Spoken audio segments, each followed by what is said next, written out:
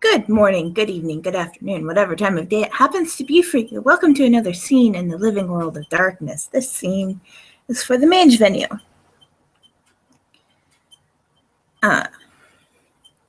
As promised, Dakota has sought out Violet to give her some more advice, some more information about the Esctatics. That's less slurred and far more understandable than it was the night before when she was drunk.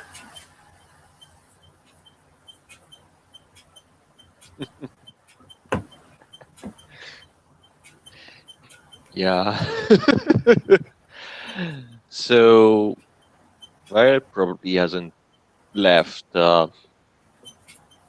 the building. So as of right now, she's in the room that has been left for her, and she's been listening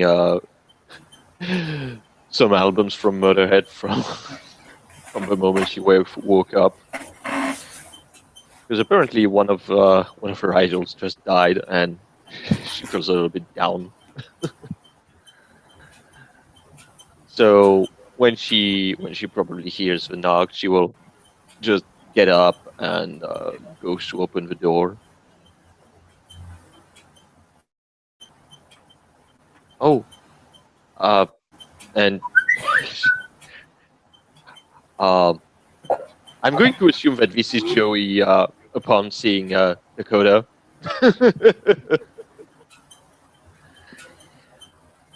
And yeah, she nods and she lets Dakota enter the room. Hello, Violet. Did you sleep well? Well, probably more than Naomi. But yeah, I slept well. Good. I'm glad to hear it.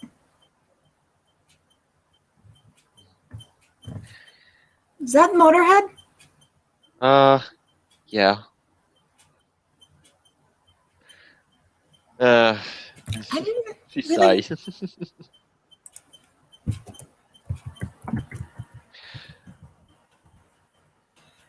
I didn't really peg you for Motorhead fan.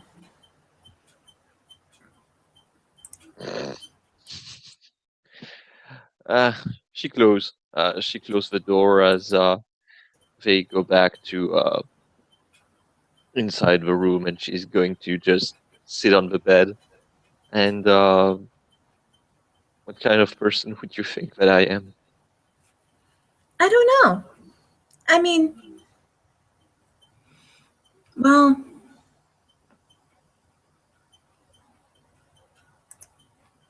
Motorhead's kind of a...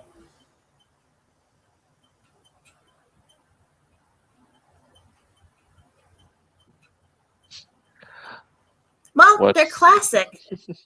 Mm-hmm. But I mean, they're pretty Rough? Yeah.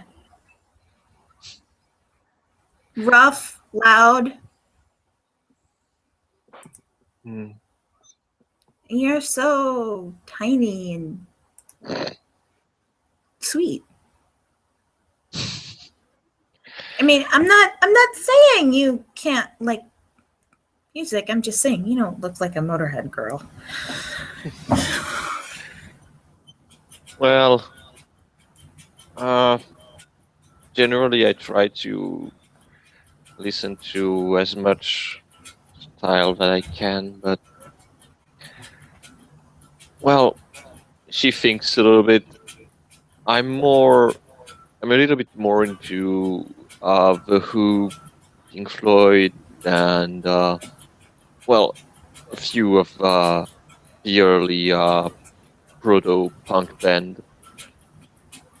Ah, you're into the classics. Mm. But I really like Motorhead because it's so energetic, I would guess, would be my answer. Yeah, especially for back when a time when listening to that music would well, listening to that music would damn you to hell.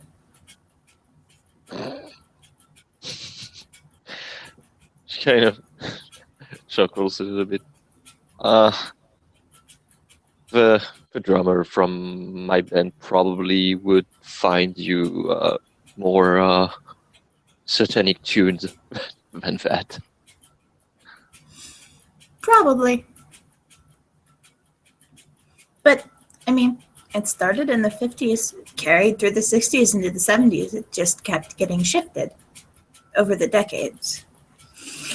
First, it was rock and roll in general. Then it was Kiss. It was Black Sabbath. And then black metal and death metal came onto the scene. And oh boy, did people flip their shit. Well, I mean, when you start to burn churches and murder each other, I guess that's to be expected. Maybe. Just think, some sweet little Christian girl getting sent off to Bible camp, coming back and finding all her precious records destroyed because her parents didn't have the guts to do it while she was home.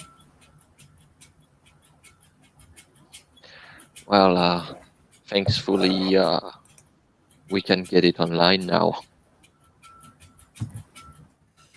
But getting it online isn't the same as having it in your hand. Well, yeah, but if you spend almost $1,000 on CDs, vinyls, tapes, yeah, you're probably going to have an easier time to get it online first before getting your collection back.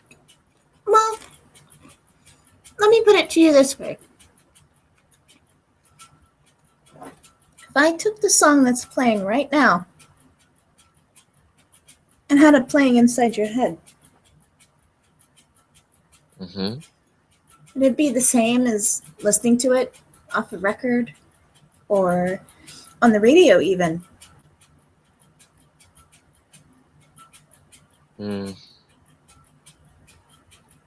I guess not really, even if, well, it's the same, but it doesn't feel the same. Exactly. You don't have to be a virtual adept to know that if your music only exists on your computer, it doesn't take a lot for someone to come and take it away.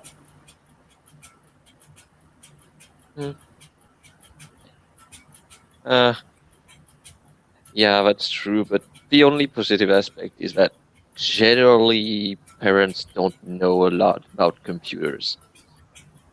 So it's safer than to have to send your records to your friends so that they can be safe. Maybe. But there are some parents that are actually quite computer savvy, especially now that the internet generation has grown up and having kids of their own.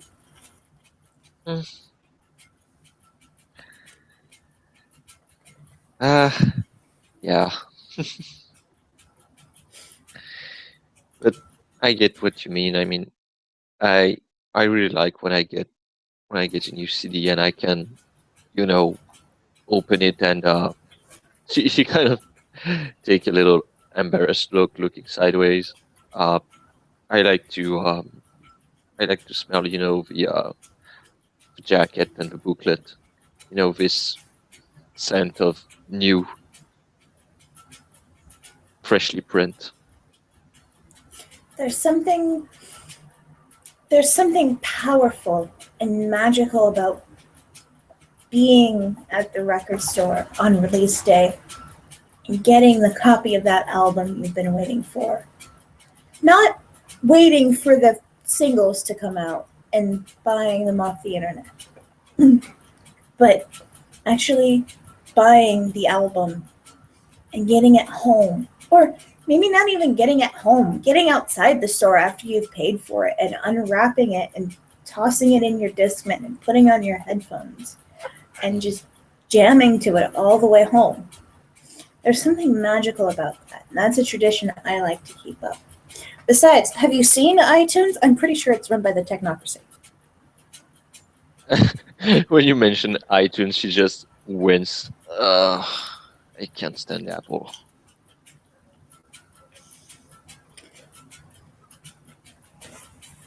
I mean, when you think about it, it's pretty much it's pretty stupid because, I mean, yeah, sure, it has its use, but you take one and then you have to take all the other products because they force you to stay with the brand and you can't really do anything. Yeah, iTunes, iBooks. Mm. Hell, there's probably iMaps and iTV now. Yeah. And I get what you mean about this feeling generally. You know that it's she thinks a little bit. It's almost like a Madeleine de Proust, like the fact that when you listen to certain records during a certain time of your life or with certain things that you do at the same time, and years later when you listen to the record once again, you know you've got this. You can almost smell the incense that you were burning at that time, or have this feeling of nostalgia for the book that you were reading while listening to the record. There's an album I've got. It's called Gutter Flower. It's by the Goo Goo Dolls. Mm-hmm. Whenever I hear it, I'm compelled to go back and read the book I was reading at the time. It doesn't matter. One song on the radio isn't going to do it. It's when I hear them together. I always have to go back and read Demon in My View. Mm. It's that sense memory thing that pulls you back out of time and space to a place where you were happy and safe. Or at least things were a hell of a lot simpler. Mm. But I didn't actually come here to talk to you about your taste in music.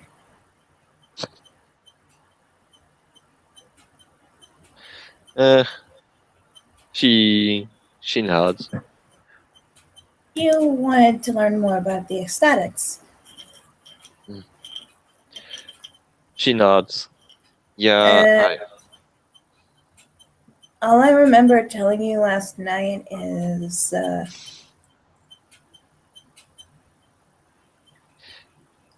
all I remember telling you last night is about the rave in '97.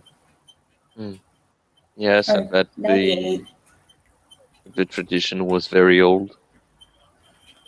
Very old.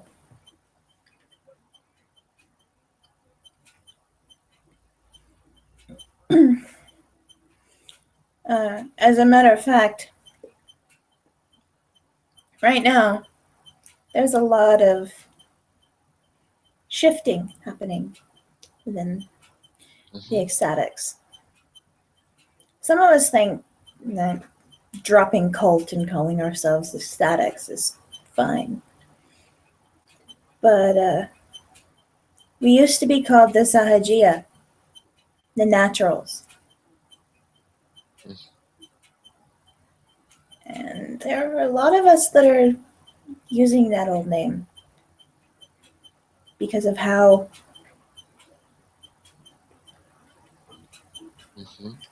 well, how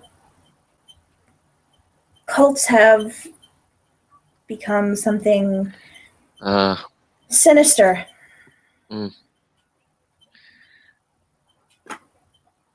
Especially after Jonestown.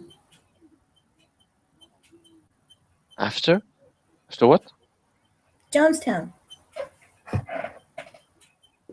It was fucked up. There was this guy. Fuck, I don't even remember his name. It was something Jones. It was actually before my time. I only know about it from, well, from pop culture. But they called it the People's Agricultural Project, and this group of people that were, I guess they were a religious organization. People were wising up to the fact they were a cult, so this guy Jones moved them all the way down to South America. And duped them into suicide. Killed everybody with cyanide. Yeah. And Kool-Aid.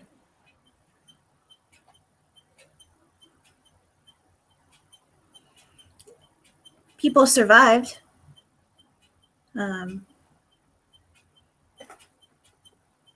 Survivors kind of see it as an act of mass murder rather than an act of mass suicide like the rest of the public does.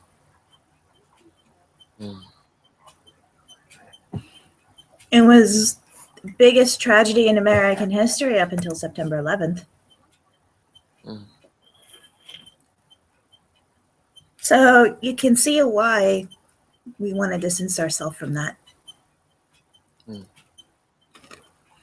When you say cult, people think Jonestown. Jonestown's not an image we want to associate with because,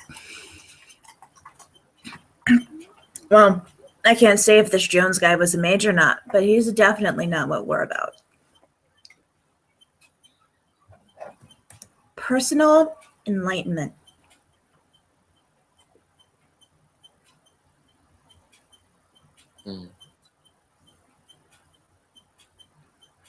So basically it's either shorting the name or going back to the roots.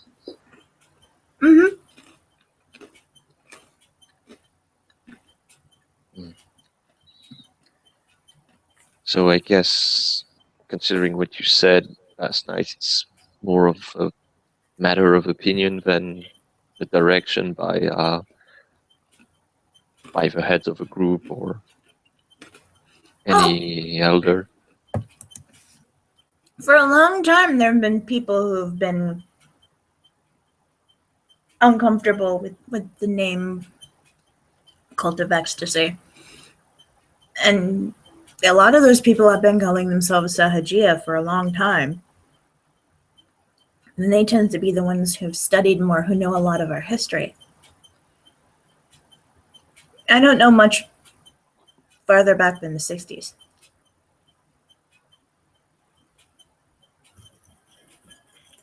But She nods. I can tell you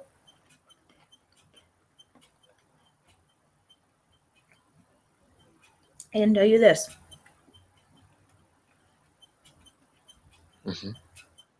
If you're one of us, you could call yourself Blue or a Time Mage or whatever for all we care. As long as you're one of us.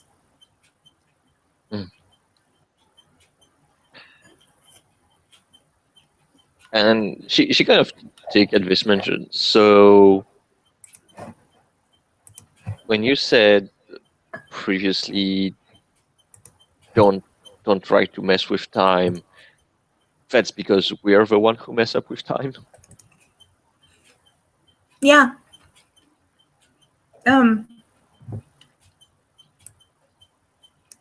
For a long time, haha.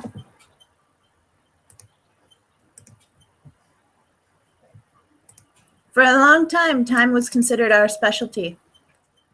And now we're branching out. I mean, there are still a lot of us who do specialize in time. Mm-hmm. They always happen. If you've ever heard rumors of a giant mage fortress,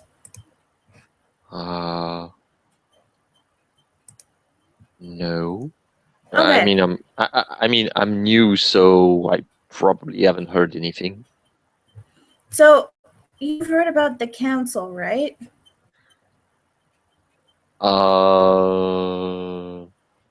The Council of Nine? Not really. Okay. So you know about the traditions. Oh, wait, isn't those guys that went on someone who was a big mouth and they erased a lot of memory? That's the council. Probably.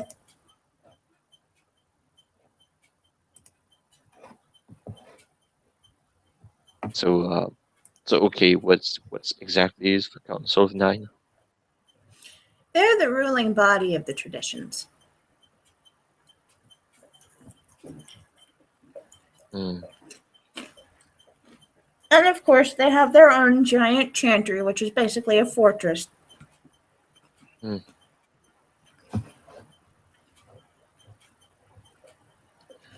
And they're Okay. a place where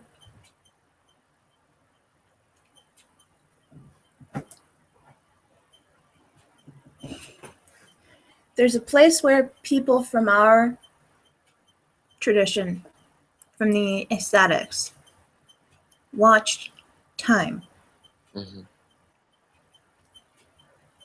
Like, really, we watch time. We can see past events down the whole timeline. We can see possible futures stemming off from those past events. It's very fucking trippy. Hmm. Like, if you were seeing multiple presents in multiple time streams at the same time, you would use drugs too. Trust me. Mm-hmm. Because you already feel like you don't know what's going on around you.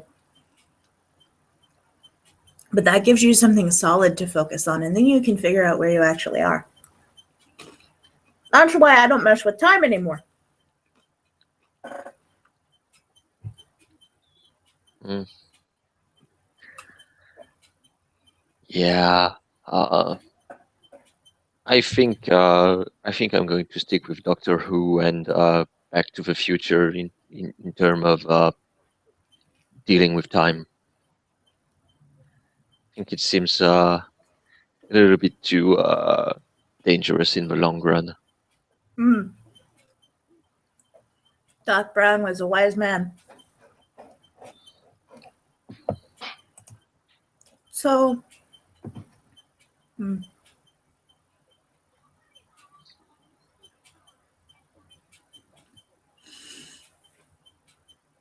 guess you could say the most organized thing about us is our code.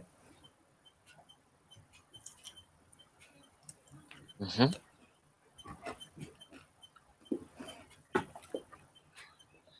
So there's a code of conduct. Yeah. I guess. I guess that It's would make sense considering. Mm, it's definitely a code of ethics. mm. I mean, I get two different opinion on the cult of ecstasy. Even if, well, the first one, obviously, he told me that he didn't knew much, so it was very biased. But yeah, from what Mr. Sachs told me, I would guess there had to be something, otherwise it would seem very chaotic. It is. And there are people that, well, there have been some people that break some or all of the code pretty regularly. And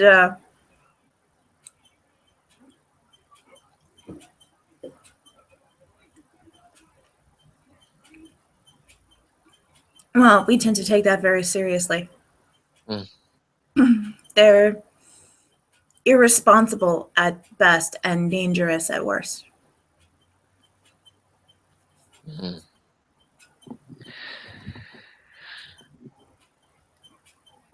Yeah, I guess that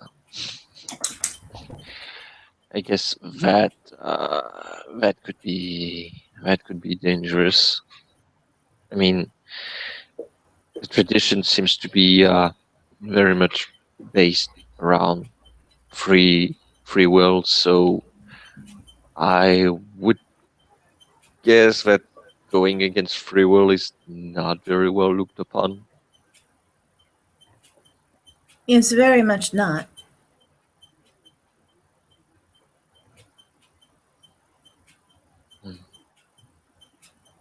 Consent. If there's one thing that I can say is in the spirit of the cult, it's consent.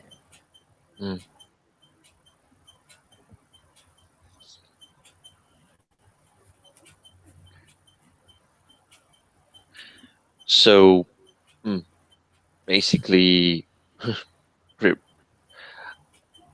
I would say that's pretty much supposed to be logical or the norm, or it should. Well, it shouldn't be surprising, but from what you say, apparently, well, there are still people that think that it's not really mandatory.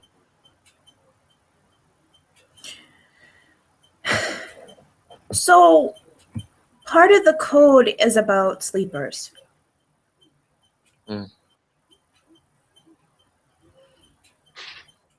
It basically says, hey, not everybody's meant to awaken.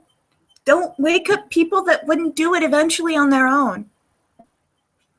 And even the ones that will awaken, you shouldn't push them to awaken before their time. And there's some argument over it. Actually, there's some argument over a lot of tenets of the code. I guess because they're laws.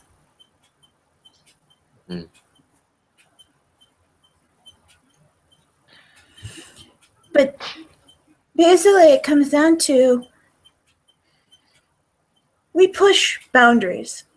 We push boundaries. But you can't force other people to push theirs.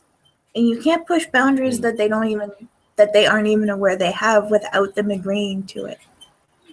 And if you don't know you have this boundary, it keeps you asleep instead of awake, how can you consent to being pushed over it?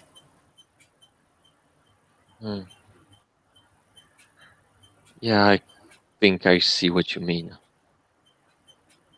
I mean, like smoking pot around someone that's not smoking pot. You know, you either offer, and if they don't want it, and they say yeah, and you smoke together, or they don't want any, and you move away because they don't want to get high, or at least they don't want to get high off the stuff you've got. Contact highs are a thing. And they can be a huge bitch if you're mixing stuff, actually. It's like, okay, let me put it to you this way, Violet. If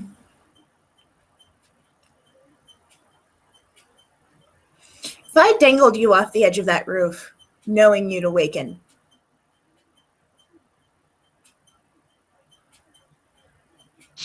She raised an eyebrow. would you have told me to stop?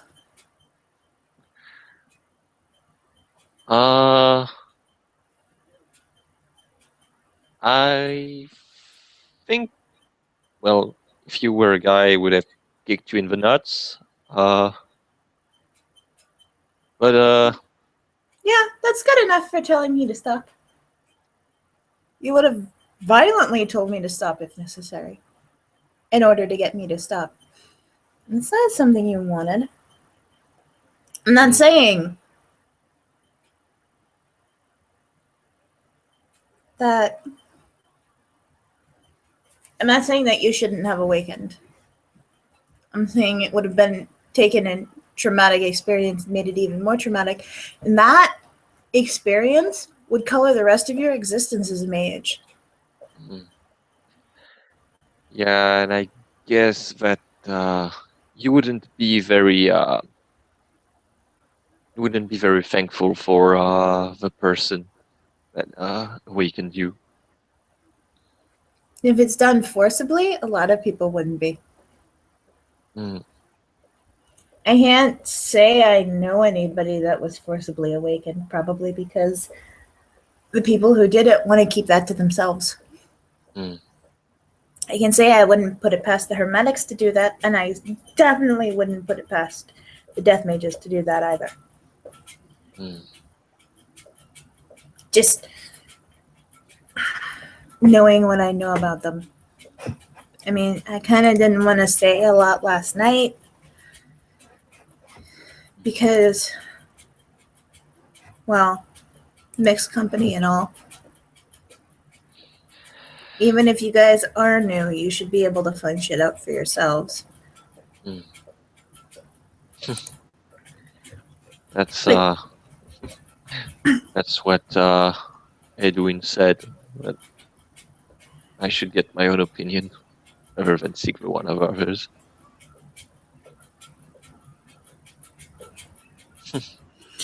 But the Order of Hermes takes all the joy out of creation.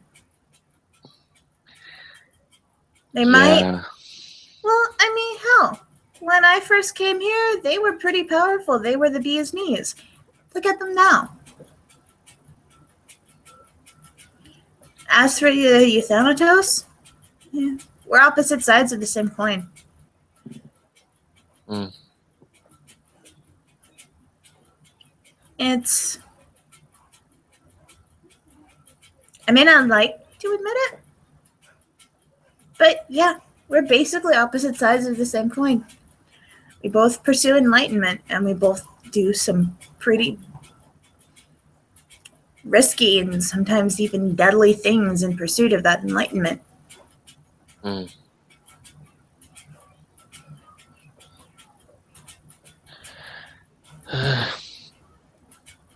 Yeah, I guess. I guess there are things that, well, even if we don't like, I would guess that going through the boundaries at some point, well, I wouldn't be surprised that indeed we have common point with death, or at least be the other side of the coin. Well, like I said, circle of life. Mm. When we are alive, we eat the antelope. And when we die, our bodies become the grass. And the antelope eat the grass. And so we're connected in the great circle of life. It's more complex than that, actually. So, does it mean that our kingdom ends with where the shadows touch? Kingdom of the Living, yeah. You don't want to go into the Shadowlands. It's not a nice place. And I definitely, if you do end up going there, I definitely wouldn't recommend going unless you're going with a spirit mage or a death mage, because they probably know what to expect there. Mm. All the work they do with spirits and I'm sorry, I'm just kind of creeped out by people that make cadavers and then make those cadavers get up and walk again. Mm. Well, yeah, I would be perturbed too, even if I have to say that now that I know that there's something beyond the horizon. I think I would like to know more about that. I mean, not going for the whole Shadowland because that seems incredibly creepy. But I have to say that I really and she turns to probably one of the plants that is in the room. I kind of enjoy having conversation with those people as she points to the plant. Well, if you want, we can definitely initiate you. Mm. I can be your mentor. So how exactly does it work? Because I feel like I'm going blindly. I mean, I understand some things that, I mean, I understand that I can see and talk with spirits, uh, even touch them. Uh, at the beginning, I couldn't really hear anything, but I think now I can hear and comprehend thoughts. But and she thinks a little bit. Oh, and yeah, I think I understand that I can burn quintessence to feed Joey. Ah, you're familiar. Where is he?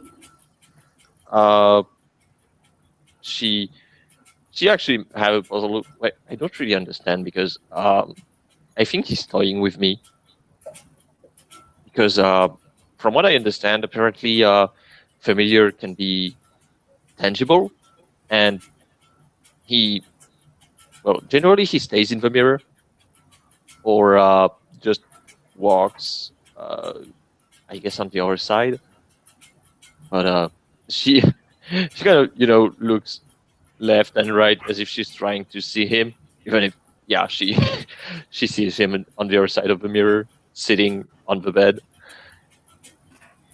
He he writes in my journal, even if he knows he shouldn't. He writes in your journal.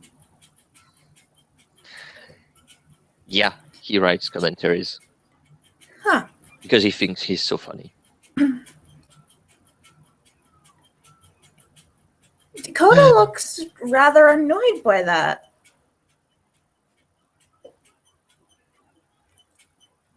And she looks directly into the mirror and says, "Didn't anybody ever tell you not to read a girl's diary without her permission?"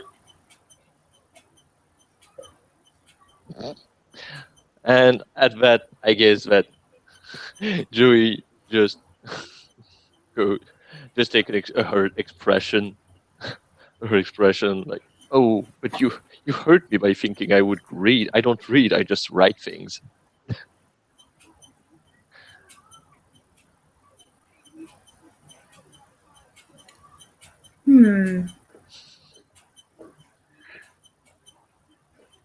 And yeah, she kind of takes a little embarrassed look.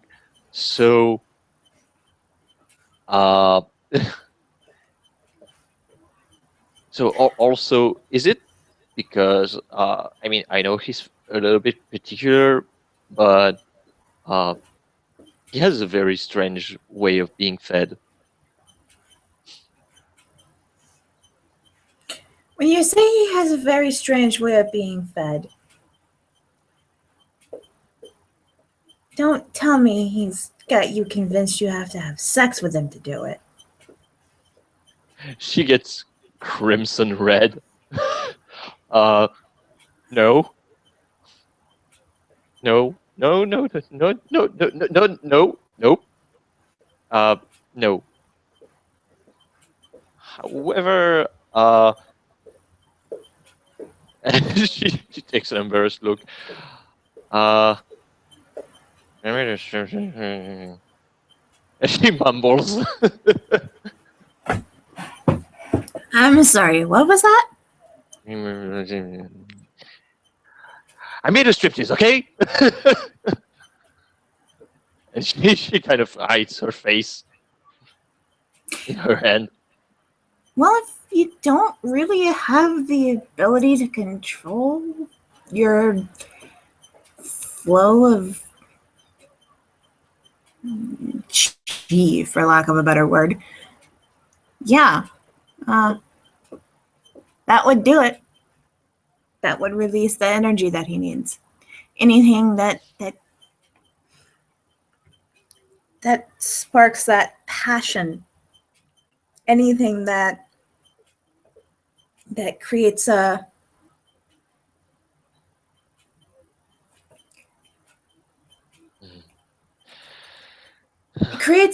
response. It fills you with energy, and then you give that energy off.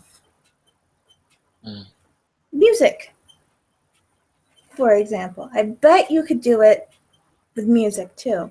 Or when you actually learn how to do it, and she'll plop down on the floor into the lotus pose. And if you watch her with any magical sight, you can see she's directing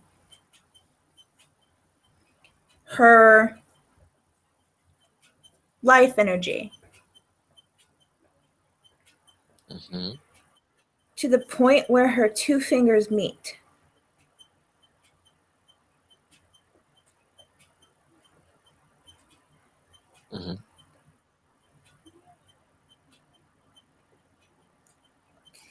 When she has that energy, she takes it and she sends it off toward the mirror.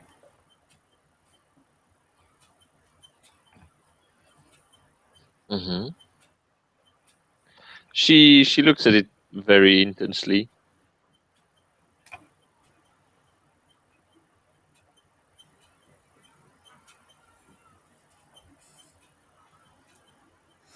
He likes his striptease. You should learn how to belly dance.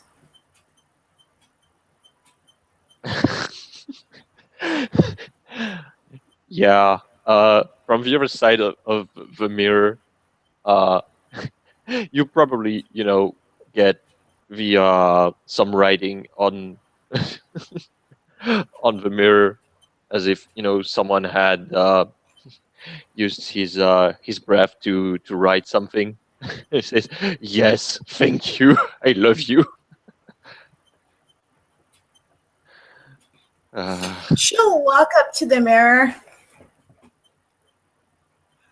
breathe on it, just write. It'll benefit her as much as you. In really elaborate cursive.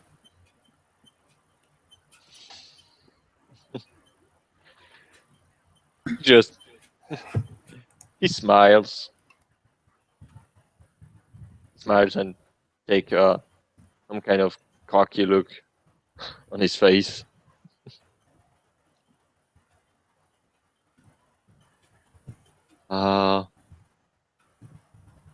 So,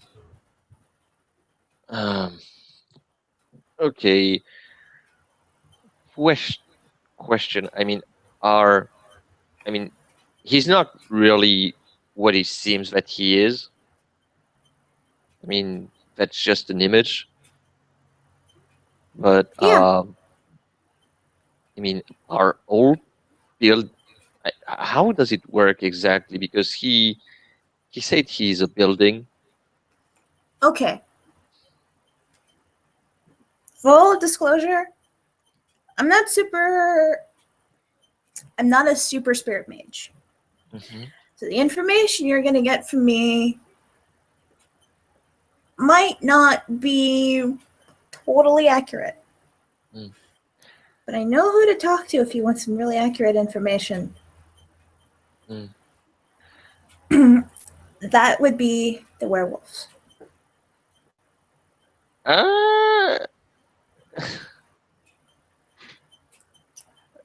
Which you probably want to talk to Tommy to see if you can talk to the one that she's yeah. seeing.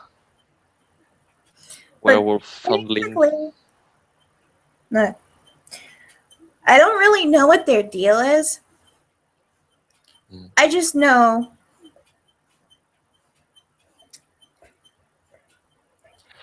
that werewolves and spirits seem to like each other. Like, have you seen Central Park? Yes. Well, I mean, I Like, went there. With your mage eyes? Since apparently I shouldn't go there because they're going to smack my head off. Well, I mean, you don't need to go into the park, but go by it with your mage eyes. There are spirits all over the place there. I mean, what I don't really understand is, I mean, I could understand that he's Jory Ramon or whatever, but the thing that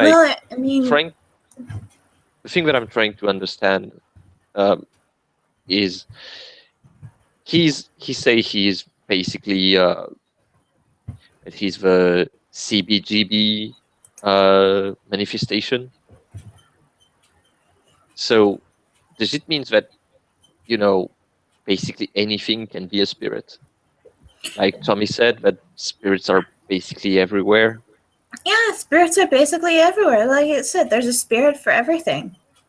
I mean, there are definitely spirits that are ideas. And Joey Ramone was definitely a countercultural icon, and CBGB was the birthplace of punk, at least in New York. So, yeah, it kind of makes sense to me that he'd be the spirit of CBGBs. I mean, don't get me wrong. A spirit could claim to be anything, and if you didn't have the power to compel them to tell the truth or know if they're lying, that could be dangerous, but he doesn't feel dangerous. Well, I mean, outside of the fact that he keeps telling me that I should wear lingerie, well, more of a frolic kind, but yeah, no, he's harmless. He's just a pervert. Oh yeah, he is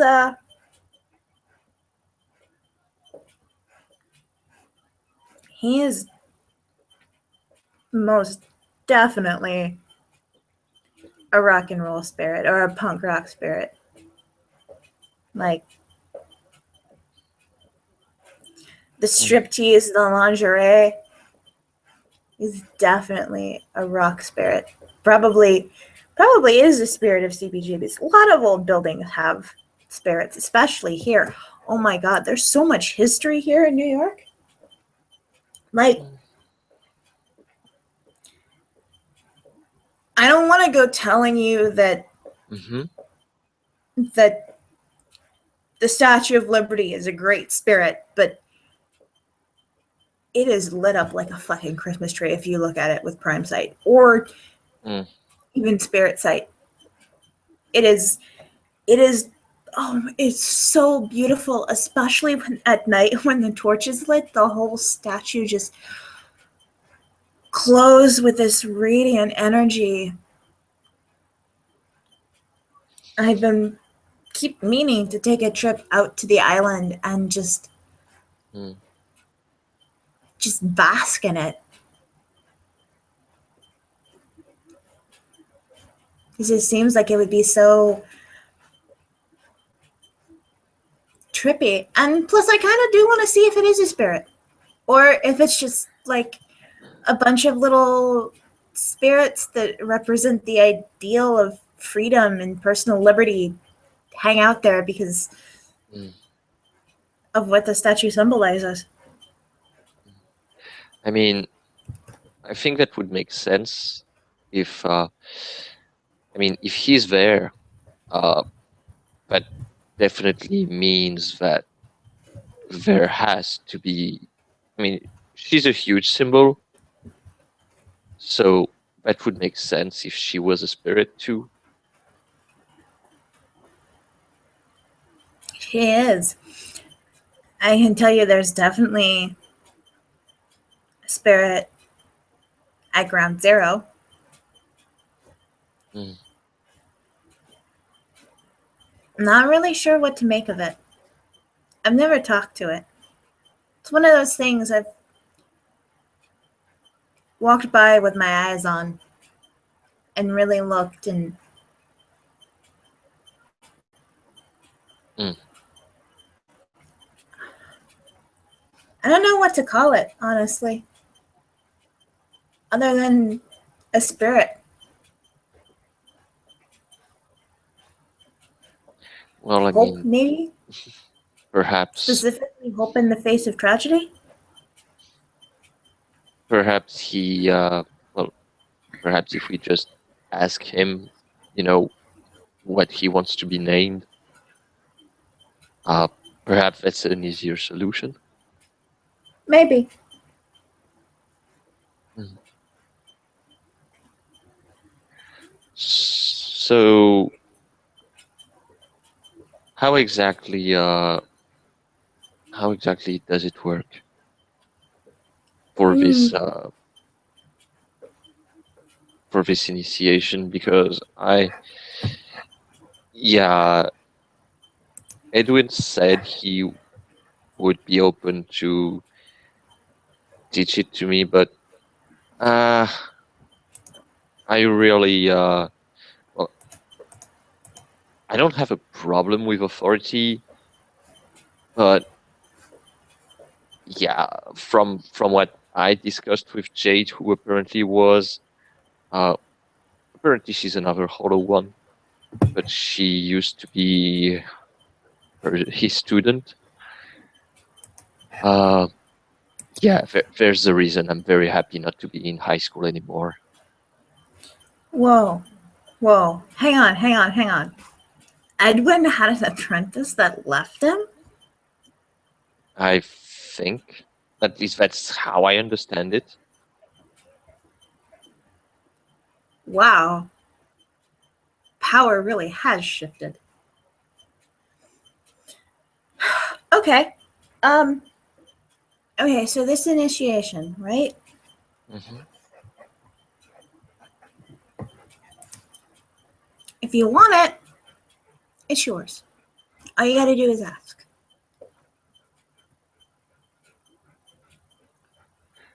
But yeah, like I said, consent. But well, okay. Let me put it to you this way. Magic is the divine pulse of the world. That's what the enlightenment we chase is. If you want to get it, you have to break through the gates, inhibition, and fear.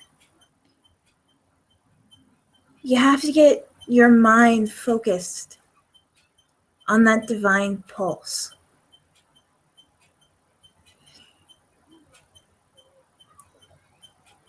Mm. Ideally, your life force.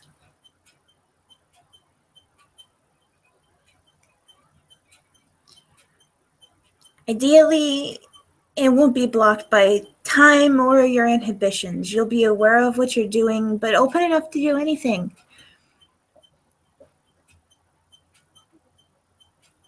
So the first thing you have to do is surrender fear. And that can be really scary, and you definitely can't take that first step if you don't trust the person who's guiding you.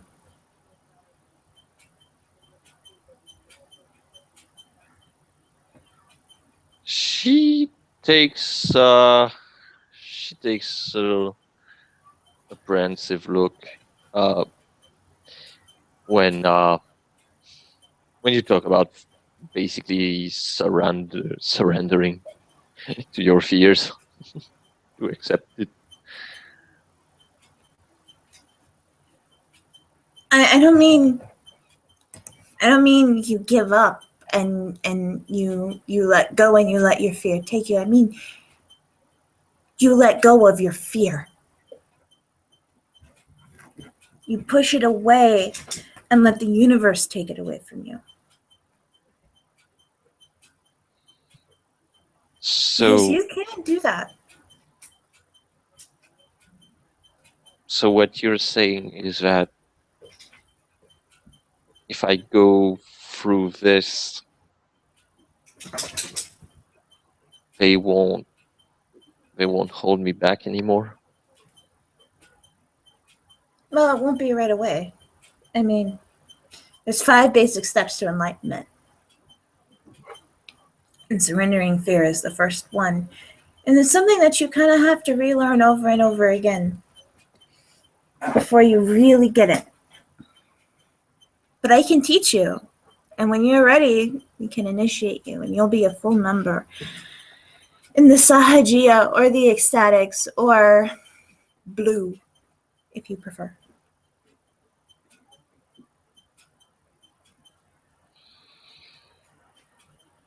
She stays silent for a little bit, probably thinking about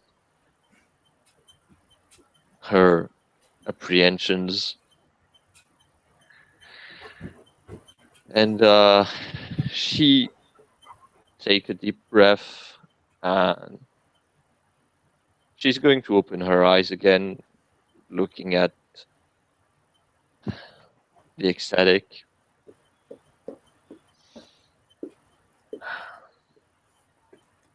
Fear is something that I walk with almost every day of my life.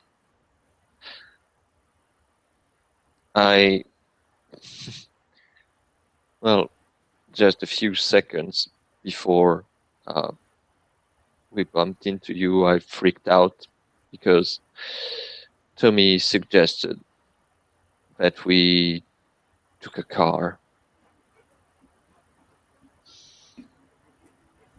I guess that if we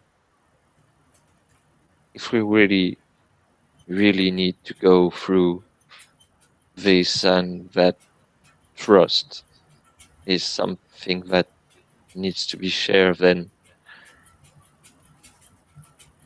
you have to know that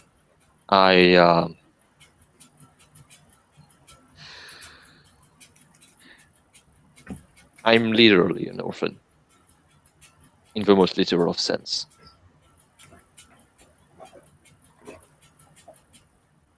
I got into a car accident with my parents, and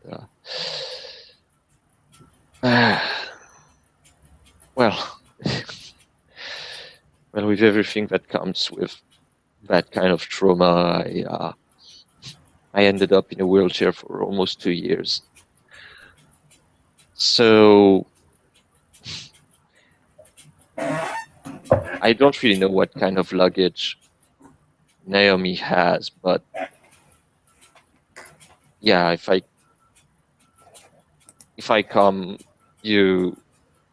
I want you to know that I have luggage, like a lot of luggage with me.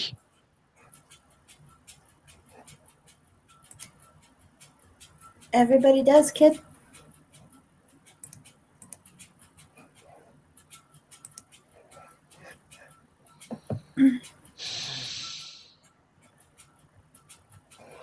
At least at first. If you want to learn how to drop that, you're with the right people to do it.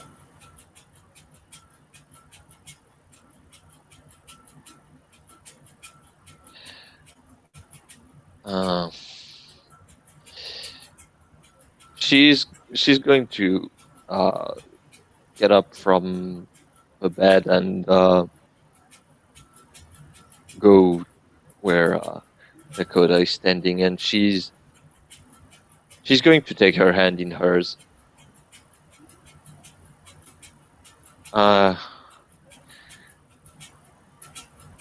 generally that's the moment where I say, yes, I'm ready. And then you look at me and you say, you're not ready yet. And at one point you will be ready. So uh, I'm still going to say it. I I want to be initiated in your ways. You realize this means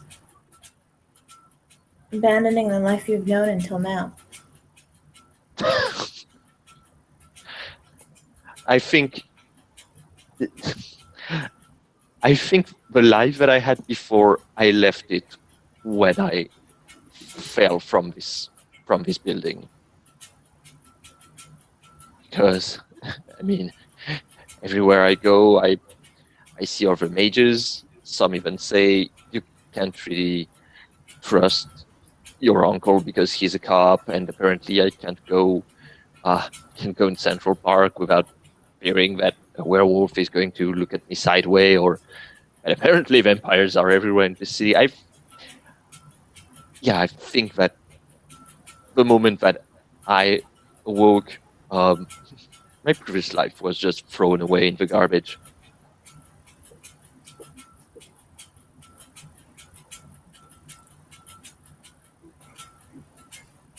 And you can leave it behind with no regrets.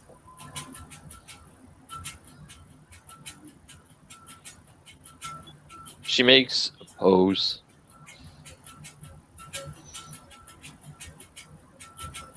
I can't really know. Generally, that's something that you say once you've left things behind and you regret that you left them. I can't Exactly. really tell, but I mean, I love my boys. I love my. She makes a pause. I love my aunt and my uncle, and I don't really know where this leads me, but I can stay with my ass between two chairs forever. At some point, I've got to jump and try to learn how to fly or crash down while making a concert and making a fool out of myself.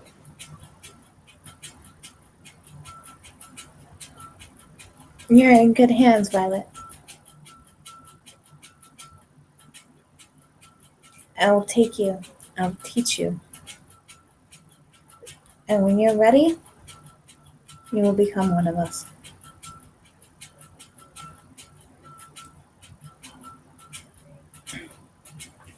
You're going to get hugged by the friendly orphan.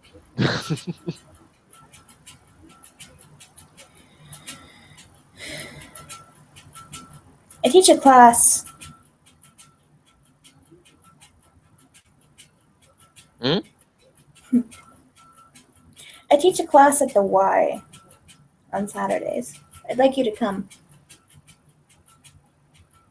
She nods.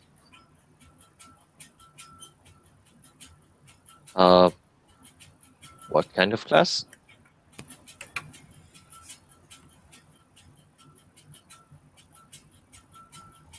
Belly dancing.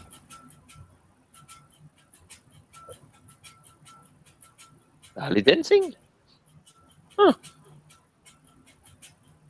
That's A interesting. lot of people would start with yoga for meditation, but I think, considering your past, you're going to need something a little more active to focus your mind.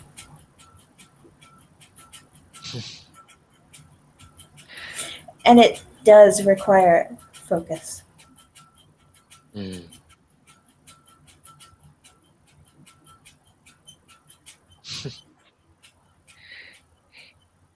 Yeah, I mean, I kind of like yoga, but I mean, I saw it's just sax dance, and yeah, that's. I mean, I've I've never been much the ballet girl. I mean, well, I've got my heads in my books, uh, but yeah, if if I had been 12 and I saw him dance like he did, I yeah, I would probably have asked for tutu. You still can if you like.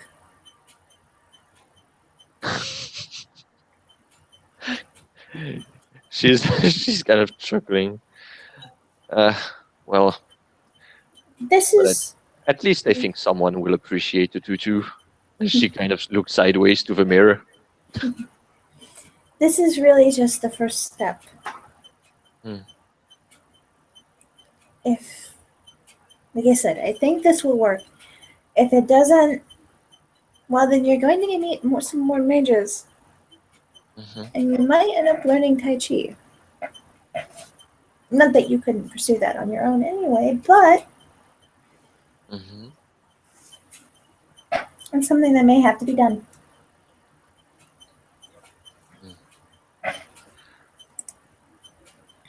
Well, I mean, yeah, I guess we've got to try something new every day.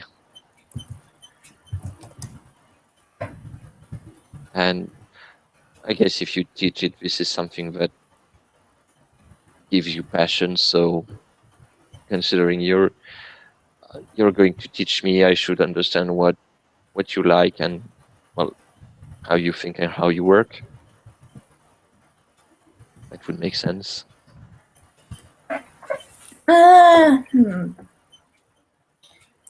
To sum up my worldview in a sentence. Oh boy.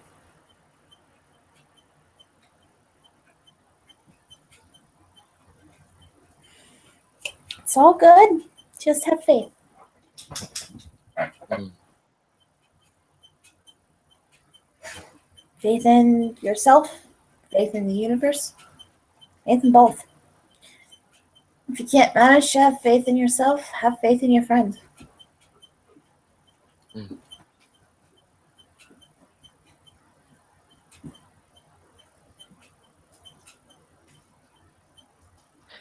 That's something I could believe in.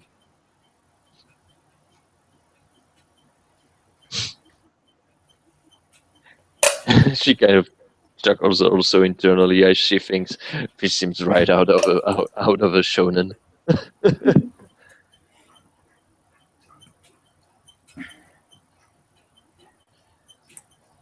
Oh, you're going to love some of the other people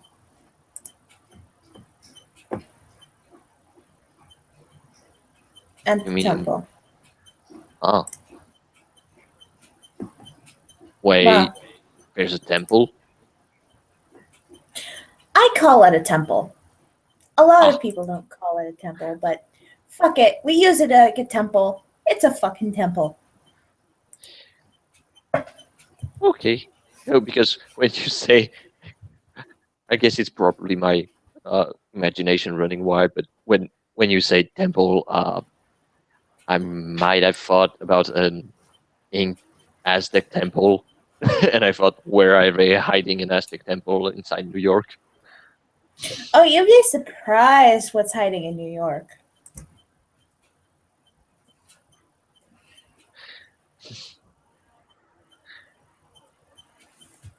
Yeah, I guess I guess I will see something new every day.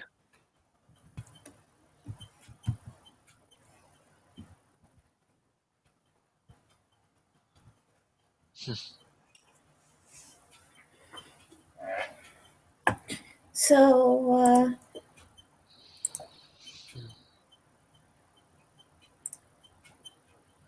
Well, I mean, if you want, we can stay here and discuss music for a while, and then um, I guess we'll see how the rest of the day goes.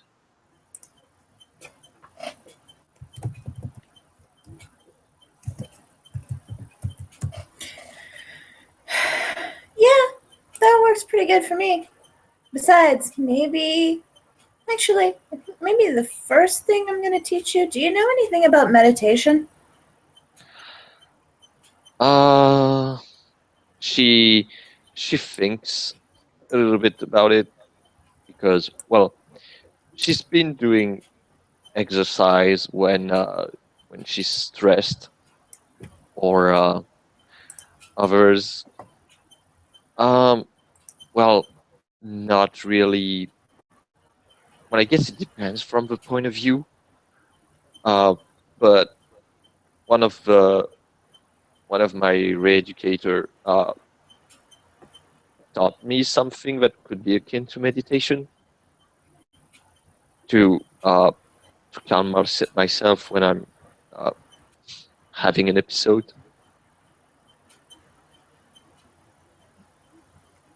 But if we're talking about straight up meditation with candlestick and yoga pants, no, I don't do yoga pants. Well, I mean, we're not.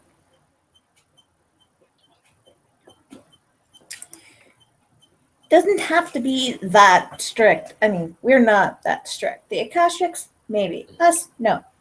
We're not that strict.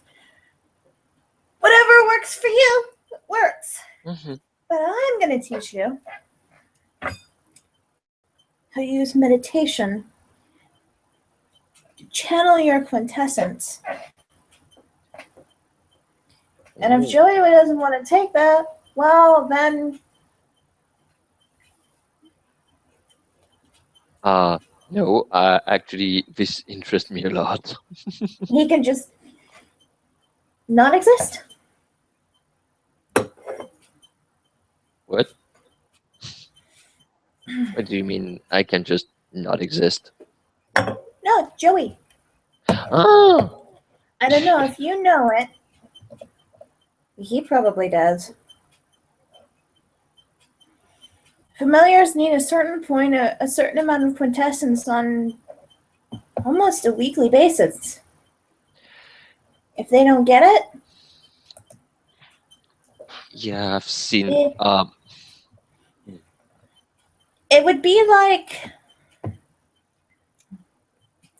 It would be like if. Okay. Let's say you're in like a tornado. Mm-hmm. And there's glass flying around in it. You can shield yourself from it, but every week you have to put up a new shield because it gets damaged by the glass. If you don't, the glass starts chipping away at your health. Mm. Basically, without that quintessence, Joey Ramone would slowly die. Unless you took him back to CBGB and left him there. Maybe. Yeah, no, we had. He kind of explained it to me, and made it quite clear that yeah, he needed his daily dose of fun. But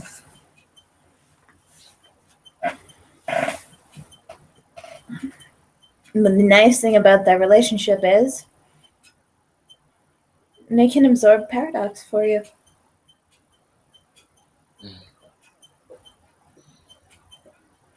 That dark, negative energy I was talking about earlier, that's reality trying to hurt us when we push the boundaries too far.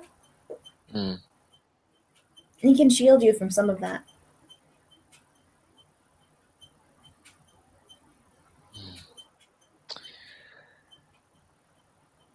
So, I guess the shield analogy makes sense now.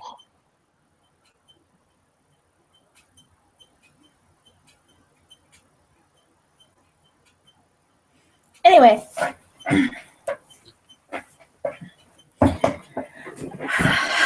we work on the meditation? Mhm. At least until Tomi's hospitality runs out and she kicks us out. Then I'll take you down to Bay Ridge. And you can see our temple. Mhm. Okay.